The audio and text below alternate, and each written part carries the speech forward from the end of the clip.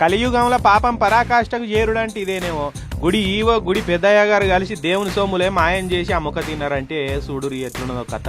నంద్యాల జిల్లా చాగలమర్రి మండలం మద్దూరు కాడు ఉన్నారు ఈ మాయగాళ్ళు. 20-30 ఏళ్ల కింద ఊరంతా ఒక్కటే ఇంటికింత అని సందాలు వేసుకొని ఊర్లోనే ఉన్న ఎంకన్న స్వామికి మంచిగా గుడి కట్టుకున్నారట. ఇక దేవునికి పెడతందుకు వెండి కిరీటాలు, శంకు చక్రం, పాదపద్మములు అసంటి ఆభరణాలు ఎన్నో చేయించి స్వామికి తొడిగిరట. ఇక వాటితోటే స్వామిని అలంకరించి పూజలు చేస్తుండే. అయితే దేవునికి పెట్టిన సొమ్ముల మీద కన్నేసిరు ఈ గుడి ఈవోగా పనిచేసిన నరసయ్య, పెద్దయ్య గారు కిషోర్ శర్మ అనేటైన. ఇద్దరు తోడు దొంగలై స్వామివారికి భక్తులు పెట్టిన సొమ్ములన్నింటినీ ఒలుసుకపోయి బంగారం షాపులో అమ్మక తిన్నారట. ఎవ్వరికి అనుమానం రాకుండా వెండి పూత పూసిన సొమ్ములు పట్టుకొచ్చి దేవునికి తొడిగిరట. మళ్ళా దేవుని దగ్గర వేద మంత్రాలు చదివేటోనికే దేవుని భయం గట్లున్నది.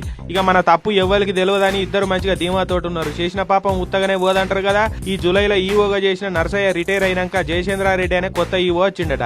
ఇక కొత్తగా వచ్చిన ఆయనకి పాత అయిన లెక్కలు గిక్కలు ఏం అప్పచెప్పలే. అడిగితే రేపు మాపు అని తప్పించుక తిరుగుతున్నాడట. ఇదే ముచ్చటను ఈవో పెద్ద ఆఫీసర్ చేరేసిండు.